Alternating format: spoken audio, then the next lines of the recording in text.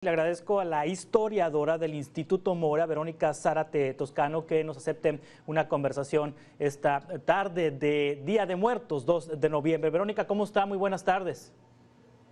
Buenas tardes, muchas gracias por la invitación, Juan Carlos. Saludos a todo tu auditorio. Sí, ahorita que estaba en la nota informativa, reflexionaba qué le puedo preguntar a Verónica y me acordé que la semana pasada estábamos hablando de los estados más violentos en nuestro país, porque pues ocurre un número muy alto de homicidios. Estamos hablando del Estado de México, Baja California, Zacatecas, Sonora, Chihuahua, en donde la población civil convive con la muerte todos los días y lamenta esta población el clima de inseguridad y el clima de violencia que hay en sus comunidades. Y hoy, 2 de noviembre, festejamos a la muerte con risas, con cantos, con comida, con tradiciones, con cultura, en fin, este México de claroscuros, Verónica.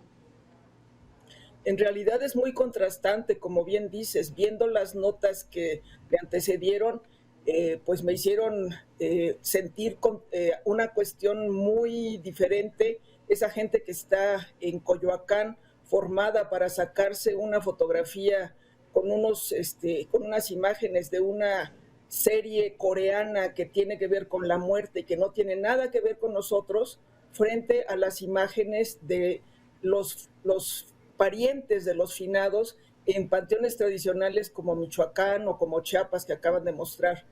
El sentimiento hacia la muerte siempre ha sido contrastante, y en México tenemos esta fama de ser muy festivos ante la muerte, de reírnos ante la muerte, pero siempre se ha hecho con mucho respeto, con el deseo de vincularse con los que ya no están presentes entre nosotros. Pero en los últimos años hemos caído en una comercialización que es bastante molesta para los que no estamos de acuerdo con ella, y sin embargo somos parte de ella. Es decir, ya no podemos evitar traer la calavera festiva puesta, ya no podemos evitar estar asistiendo a estos eventos, pero rompen mucho con lo que tradicionalmente se hacía. Y esto no es una novedad. En el siglo XIX, el Zócalo se montaba una gran carpa, abajo de la cual se hacían bailes, se hacían ferias comerciales para que la gente primero fuera a visitar a sus difuntos a los panteones y después se viniera a festejar. Entonces, pues no es nada llamativo que ahora estamos viviendo otra vez esa gran comercialización de la muerte.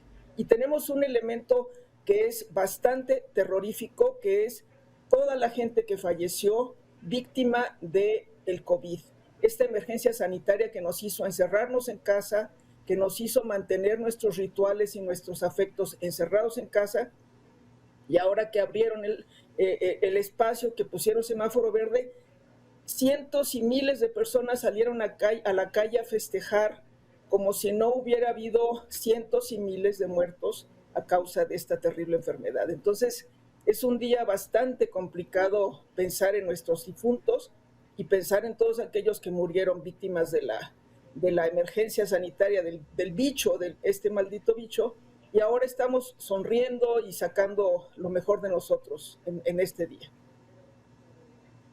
Sí, es un país de contraste, sin duda. Verónica Zárate Toscano, historiadora del Instituto Mora. Estos rituales que se viven en México son únicos en el mundo. ¿Hay culturas en el mundo que celebren a la muerte como lo hacemos los mexicanos? Pues ahora con la globalización estamos exportando nuestras tradiciones, y hemos visto imágenes de las Catrinas en Nueva York, hemos visto mariachis cantando en París, con monigotes vestidos también como Catrinas, hemos visto ofrendas puestas en las embajadas de México por todo el mundo. Entonces, este ritual se ha extendido, se ha globalizado, y desafortunadamente también nosotros lo hemos modificado por esta influencia de películas norteamericanas que nos vinieron a inventar un desfile de difuntos que antes no existía y que ahora lo repetimos año con año. Cuando la muerte también se hacía de una forma más íntima, con estas ofrendas, a veces en los panteones, pero también en el interior de la casa, donde se ponen una serie de elementos para asegurar que los difuntos que vengan a visitar al mundo de los vivos en esta fecha, pues tengan los objetos que más les gustaban, tengan agua, tengan comida, y tengan la posibilidad de convivir espiritualmente con los vivos. Es un ritual más íntimo, más cerrado, a veces, como te digo, se lleva en casa o a veces se celebra en las tumbas, en los panteones. ¿Qué ritual se ha extendido en el tiempo? Es decir, que haya iniciado y que se presente hoy en día de una manera similar. ¿Qué ritual se ha mantenido y de cuándo data ese ritual en el Día de Muertos? Los rituales se han modificado mucho y depende de las regiones. No es lo mismo la forma en que se recuerda a los difuntos en el norte del país que en el sur. No es lo mismo en el siglo XVIII que en el XIX. En el momento en que se hacían estas procesiones fúnebres en el siglo XVIII acompañando a los cadáveres, era una forma de ritual que era algo que se compartía entre vivos y muertos. Después, en el siglo XIX también había esta costumbre de consumir ciertos productos alimenticios hechos a la forma de los esqueletos que siguen vivos hasta nuestros días. Era una manera de involucrarse con el difunto, y después, cuando apareció este dibujo de la Catrina de José Guadalupe Posada, adquirió un tono también mucho más festivo que continúa por el mundo y que se ha convertido ya en el emblema del Día de Difuntos en México, cuando en realidad, por las imágenes que estamos mostrando, pues efectivamente hay muchas otras formas, mucho más tradicionales, mucho más respetuosas desde mi punto de vista, de recordar a los que se han ido. Sí, ¿desde qué año se tiene conocimiento que se practique esta tradición en territorio mexicano? No hay un año exacto porque tenemos vestigios, algunos inciertos en la época colonial, tenemos antecedentes en el México prehispánico con todas estas creencias en el Mictlán, en el momento de fallecer, dependiendo del tipo de muerte que se tenía, se iba a una parte. Después estas tradiciones se fueron aculturando con las tradiciones cristianas, las tradiciones católicas, y ahora lo que tenemos es un híbrido, es decir, hay una discusión sobre qué se debe conmemorar, el Día de Muertos o el Halloween. Bueno, Halloween, la palabra Halloween es una composición de palabras que quiere decir la víspera del Día de Muertos. Entonces, no estamos haciendo una fiesta pagana si conmemoramos el Halloween. No estamos siguiendo un ritual norteamericano si usamos un chilacayote y le ponemos una vela y pedimos una cooperación para el campanero, como se hace en algunas partes de la Ciudad de México o de sus alrededores. Entonces, estamos haciendo una combinación entre estos rituales y ahora pues lo estamos convirtiendo en cuestiones más lúdicas, más comerciales. Simplemente hay que ver la diversidad de panes de muerto que se hacen en las distintas regiones del país, y cómo, sí, en cierto modo, tratamos de burlarnos de la muerte y sacamos el año pasado unos panes de muerto con un cubrebocas, y cómo usamos esta figura de el cubrebocas y burlándonos de, si no quieres estar en la foto de la ofrenda, usa el cubrebocas.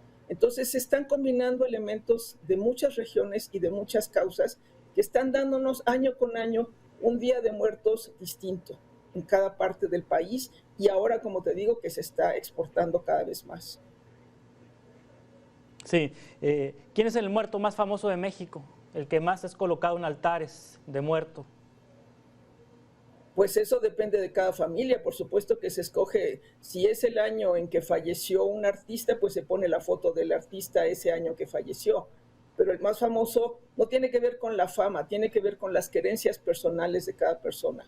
No puede ser que pongamos en nuestros altares personas que no son cercanas a nosotros. Si ponemos a un artista, pues es porque le teníamos una cierta afición, pero la fama no tiene nada que ver con las querencias personales que se ponen en los altares. Una figura que ha trascendido a las décadas, Pedro Infante, por ejemplo, ¿no? Que le honran en altares en todo el país.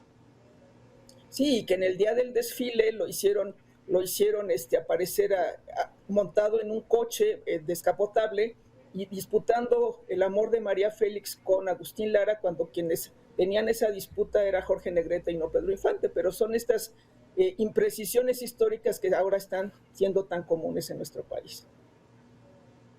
Sí, le agradezco mucho que nos haya compartido sobre la historia del Día de Muertos, Verónica Zárate Toscano, y las tradiciones que se viven en distintos puntos geográficos de nuestro país, historiadora del Instituto Mora, Verónica Zárate Toscano. Gracias por compartir sus reflexiones esta tarde.